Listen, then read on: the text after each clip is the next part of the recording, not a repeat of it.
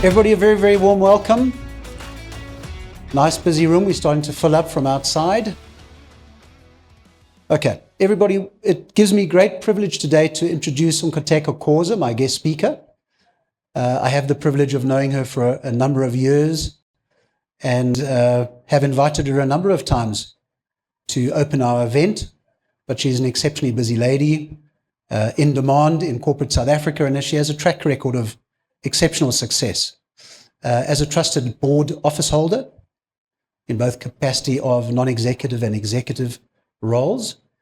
Talking to her capacity in the particular topic today, Nkateko founded Zana Investments in 2014.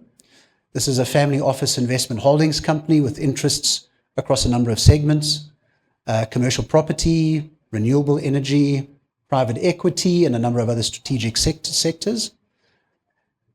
Nkateko, over the period of her time in the property sector, has also collaborated with Flanagan and Gerard, a development and investment holdings company themselves, across a number of joint venture initiatives in rural township, rural development, retail, and mixed-use development. Exceptional success in that space too. In fact, she was invited in 2021 to be a non-executive member of their board. Nkateko and Zana Investments have a number of exciting projects underway, and specifically a shareholding in Acorn City, a project that we're going to talk about today. 2 billion rand, 50 hectare smart city development. And today Nkateko will be talking about rural inclusion and the advantages of smart city mixed-use development, and also talk to innovative projects like this and their favorable impact on communities. So Nkateko, without further ado, I'd love to invite you to the podium and look forward to your presentation. We will give some time at the end, potentially for some Q&A. Alternatively, we will put this presentation up on social media platforms afterwards. I know Nkateko is leaving shortly after this for another engagement, so we might not have time afterwards. Thank you so much, Nkateko.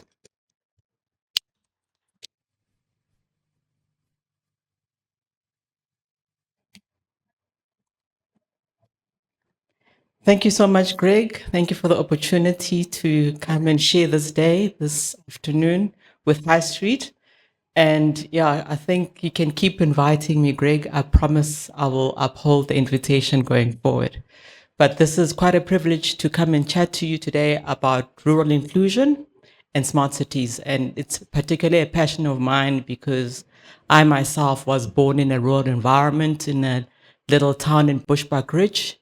And I'm now here, but we need to make sure that towns such as Bushbuckridge and others, small towns, that they also continue to develop. Okay, let's see if the presentation, done button, okay. There we go. So I would like to just give a quick overview of smart cities. We know of many of them. We have the likes of Waterfall City, Century City, and of course V&A Waterfront. So this is a place where people work, play, and reside. So we are looking to have more and more of these in and around, not only in urban spaces, but also in rural spaces. So for us, it's more about looking at creating similar environments, but in a rural setting. So rural inclusion means that we're saying, what can we do to reduce the burden of traveling for people that are in rural environments into the urban spaces? What are we doing to address apartheid spatial planning, where a lot of our people come from the rural spaces and the only future that they foresee is moving into urban environments? We've seen what's happened to the city of Joburg in terms of urban migration. We're saying, how can we address people and create opportunities where they reside, as opposed to them migrating to the urban environments?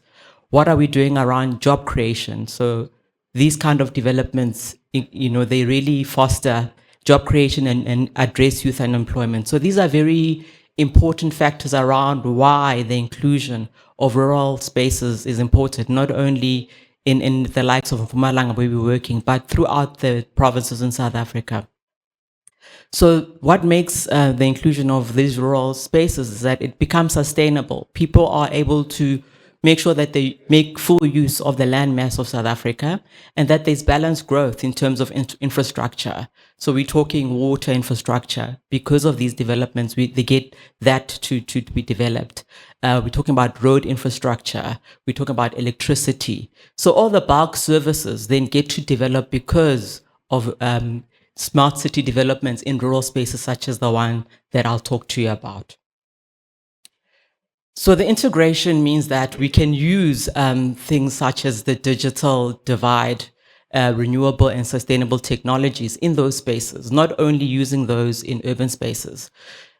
We've seen the use of AI in agricultural environments and agricultural spaces. We, for one, are involved in agriculture, in avocado farming, where we use AI to assist us with irrigation and also being able to assess the soil content and where we need to grow more avo trees and where we need to irrigate more, and to irrigate only as much as we need. So that's an example of the use of AI and how we can enhance the agricultural and local communities to foster.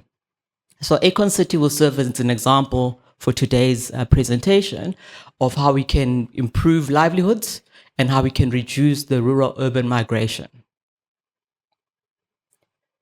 So what makes smart city mixed development do? They combined residential, so where people live, commercial, where people have their businesses, and recreational spaces. So this also includes collaborating with municipalities and provinces, provincial departments, to be able to make sure that development is spread out throughout each province. And the goal there is to really create convenience and to reduce travel times and foster community interaction as well as growth and employment, of course. So this really, in essence, supports economic growth and environmental sustainability and reduce urban sprawl. So making sure that people are not rushing off into the towns and really hibernating and living in the urban environment and leaving the rural environments to develop less. So the advantages of mixed-use developments really is around convenience, around walkability, which means that you can walk to the place where you work, you can walk to the place where you shop, and really you are living and having your environment in and around you, supporting the way you live with your children. Our smart use developments speak to medical developments where you can have a clinic or a hospital. They speak to transport hubs, they speak to offices. I will share more on the smart city. So the advantage as well is local economic stimulation and job creation, as we spoke as well as increasing foot traffic in those environments. And the environmental benefits are really looking at renewable energy, the installation of solar in these spaces, so that we make sure that we help out our friends at Eskom around being able to provide electricity for all at a price point that is affordable and accessible to everybody. So what the combined benefits are also about bridging the urban and rural divides, as well as the divide that is created by technology. We already seen the proliferation of cell phone technology throughout the country, and particularly in the rural spaces where the youth are really latching on to those technologies. You'd see the use of your TikToks in sharing information, and of course the big use of WhatsApp for business as well as for personal interaction. So this really creates an equitable split of economic opportunities and social development across the country and into the world, really. So what the real big benefit is to create a balanced migration and local opportunity creation throughout the country and not just in urban spaces. So I'm going to speak to you about our big project, which is Acorn City. This is a project that was started between myself, my father, Dr. Roel Khoza, and our partner, Mr. Patrick Flanagan, in 2012. So this is really a long-standing project, and we're just about to hit the ground. So we're quite excited that 13 years later, we found ourselves where we are. And during this period, we've also engaged the local municipality as well as the province. and have recently got the endorsement of the Office of the Premier as well as various government departments in terms of putting together the the smart city called Acon City, and it is one of two projects that are endorsed by the Office of the Premier. It's ourselves and another project called Hospital View. So we're very excited that is something that has been endorsed by all and is looking to change the way Mpumalanga looks and operates. So that is really the vision of what Acon City will look like. So that's our artist's impression, where we want to have a peri-urban smart city of the future, which delivers sustainable and economic and social upliftment by bridging equality and providing facilities to its residents as well as the surrounding communities. Just a little bit on the executive summary of why the city was created. So this is a 50-hectare piece of land that's in the middle of Bushbuckridge. In terms of finding your bearings around it, it's about 125 kilometers north of Mbombela or Nelspruit, as it's known, or 40 kilometers from Hoedspruit. So that will be from the Limpopo side. So the economic impact really speaks to the job creation potential. In excess of 7,000 jobs will be created once the city goes live. And there'll also be residential opportunities that will emanate out of that. And in terms of GDP, we can see at least 9.94 billion addition in the GDP once the Acon City is up and running. And then the local entrepreneurs as well as the local government will also really benefit from the rates and taxes that will come from the development. And the project value is in excess of 2 billion. So it's quite an exciting one for us, and we really are looking forward to getting started in phases. So just also a little bit, just a summary. So we are hoping for, job creation potential to come about, direct and indirect, as I mentioned, well in excess of 7,200 new jobs in that area. And in terms of the setup of the city, there is retail and commercial opportunities. Included in that is also light industries, there's a motor city, there's office buildings, and then there's also education. We're looking at education where we have a school that's been envisaged for that area, starting from your early childhood development all the way to tertiary. So we're also looking at a satellite, either TVET college or a satellite university campus. And then we need to also make sure that we include the local municipality. So there will be a civic element. We've got the municipal offices as well as a town hall, which is something that doesn't exist in the area where people can gather. There's a community library, which will be digital, as well as some hydroponic projects that will take advantage of the agricultural projects that already exist in the area. There will be entertainment spaces where we will have mini soccer fields, as well as what we call a memorial park. So I think the one challenge about such projects is that when you get into those spaces, it's spaces where people lived before, where people farmed before. So when we first got into that 50-hectare piece of land, we identified 39 graves, which were then relocated into a memorial park to honor the people that were there before we started the development. We eventually ended up with 50 graves. So those graves have been relocated into a memorial park. So that also forms part of the development and also will be part of beautifying that space. And then residentially, we're looking at about 450 residential units, which will be the responsibility of human settlements. These are units called community residential units, CRUs. I think the only other place where these have been done is in the Western Cape. This will be the second of its type. So these are units, walk-up units of 2 to 3 bedroom family units that they currently don't have in that space. So really, we're talking about what is a smart city. Smart cities is about creating a peri-urban space where we are able to look at the investment of various renewable energy solutions that can enrich and make sure and provide access not only to our project but really to to the surrounds. So this is what the actual smart city looks like. So we've got the city as you see it there. There are various land parcels that have been earmarked for various developments. I think when we share this presentation, you'll be able to see that a lot better.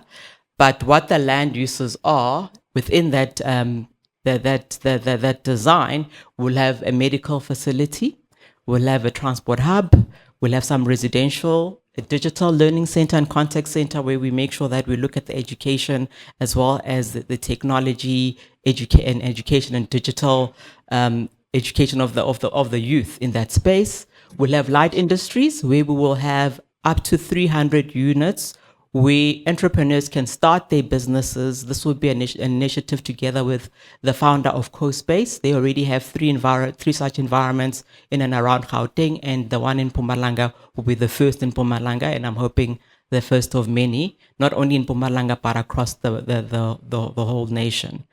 We've got private education, so that is the school element that I've mentioned, and then the social elements that I've also spoken about, which is really to say, what is the municipality doing to integrate and provide services to the citizens?